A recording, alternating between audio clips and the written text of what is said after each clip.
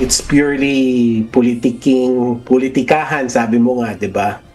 Because if you really want to attack the budget, or you want to assail the budget, you go directly to the Supreme Court. Mas mabuting iakyat na lamang sa Korte Suprema kung may question o anumang kontrobersya sa pagpapasa ng 2025 General Appropriations Act.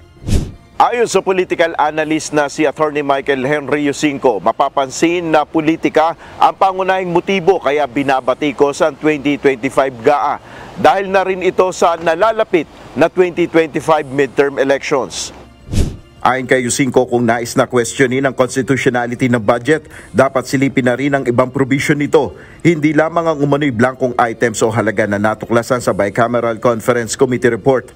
Kung gusto mong batikusin talaga, yung totoong batikusin yung administration, particularly the budget law, then you look at the infirmities, the real infirmities, no? Katulad ng AKAP, nung mga unprogrammed funds. That's where you go because those are the real issues that this budget has.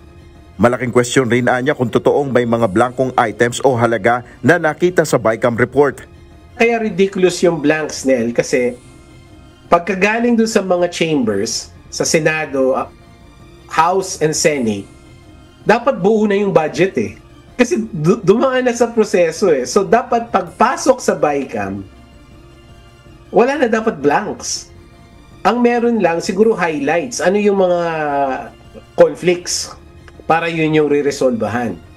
Sa huli, ayon kay Yusinko, maaari ring questionin sa Korte Suprema ang proseso kung papaano ipinasa ang 2025 GAA.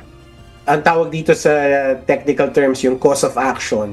May cause of action ang anybody, any taxpayer, to raise the issue both on the procedure, on the process, and also on the result to the Supreme Court.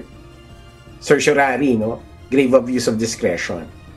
Ang proseso is the BICAM overstepping its bounds. Nel Maribuhok, UNTV News and Rescue, Diyos ang aming sandigan, serbisyo publiko ang aming pinahalagahan.